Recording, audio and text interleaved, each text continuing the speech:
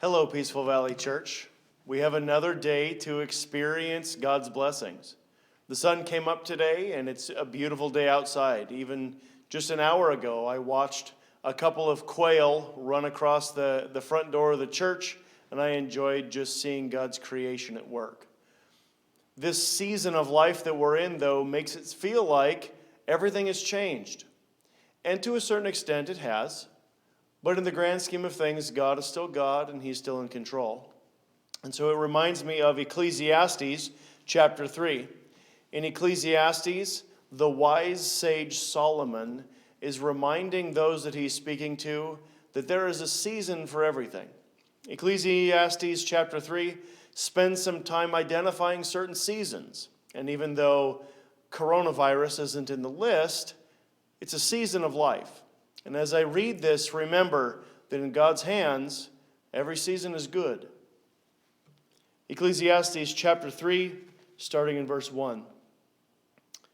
For everything there is a season, and a time for every matter under heaven, a time to be born and a time to die, a time to plant and a time to pluck up what is planted, a time to kill and a time to heal, a time to break down and a time to build up, a time to weep and a time to laugh, a time to mourn and a time to dance, a time to cast away stones and a time to gather stones together, a time to embrace, a time to refrain from embracing, a time to seek and a time to lose, a time to keep and a time to cast away, a time to tear and a time to sow, a time to keep silence and a time to speak, a time to love and a time to hate, a time of war and a time of peace.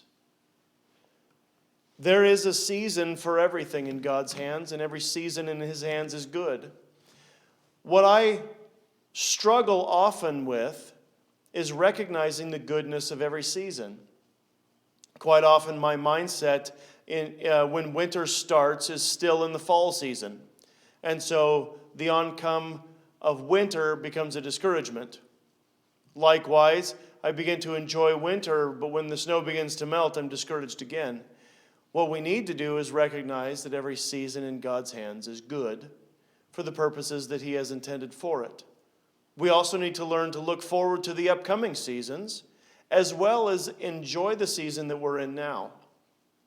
Now, in that list, a lot of those seasons, you would be hard-pressed to be able to find joy in those seasons. And yet, even a time to die is good in God's hands. A time to weep is also good in God's hands.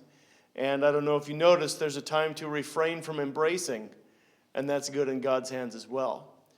So during this season, where it may seem out of control and out of hand, and even what you might call bad, it's actually good in God's hands.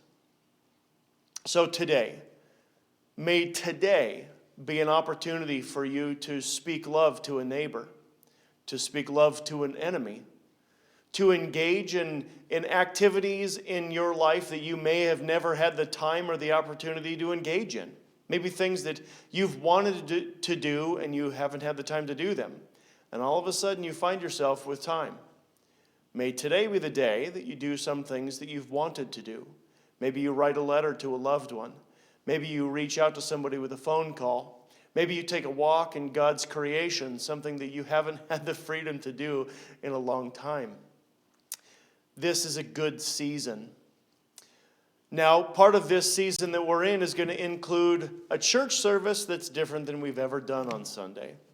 Now, I admit I announced the wrong time a couple of days ago. It is 9 o'clock in the morning that we are going to be having our church service.